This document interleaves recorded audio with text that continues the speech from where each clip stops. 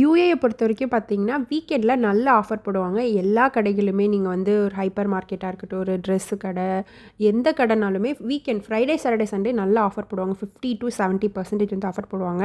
நமக்கு தேவையான திங்ஸ்லாம் நம்ம அந்த டைமில தான் போய் வாங்கிக்கலாம்.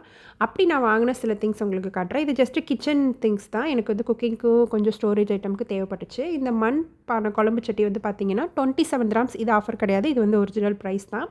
அப்புறம் வந்து இந்த 2 கிளாஸ் கண்டெய்னர், இந்த குட்டி கிளாஸ் கண்டெய்னர் பார்த்தீங்கன்னா, 4 பீஸ் வந்து 7 கிராம்ஸ். இது வந்து ஆஃபர்ல போட்டிருந்தாங்க. அப்புறம் இது வந்து 2 பீஸ் வந்து 10 கிராம். இதுவுமே ஆஃபர் தான். அப்புறம் ஒரு குக்கர் ஒன்று வாங்கியிருந்தேன். என்னோட குக்கர் வந்து சின்ன குக்கர் வந்து ரொம்ப பழசாயிட்டு ரொம்ப நாள் யூஸ் பண்ணது. அதனால சரி புதுசா ஒன்று வாங்கிக்கலாம்னு சொல்லிட்டு பார்த்தேன். இது வந்து ஆஃபர்ல போட்டிருந்ததுனாலே நான் வாங்கினேன். ஆக்சுவல் ப்ரைஸ் வந்து 60 கிராம்ஸ். இது வந்து 30 கிராம்ஸ் 50% ஆஃபர்ல வாங்கினேன். பட் இது குவாலிட்டி ரொம்ப ஒர்ஸ்ட்டா இருக்கு. இது வந்து யாருமே இந்த மாரி குக்கர் மாதிரி குவாலிட்டியான ஐட்டம்ஸ்லாம் நம்ம ஆஃபர்ல வாங்கக்கூடாது அப்படிங்கிறத நான் அப்ப தான் தெரிஞ்சுக்கிட்டேன். ஸோ எப்பவுமே புதுசா நம்ம எது வாங்கிட்டு வந்தாலும் அந்த கழுவி காய வச்சு யூஸ் பண்ணுறது தான் ரொம்ப நல்லது.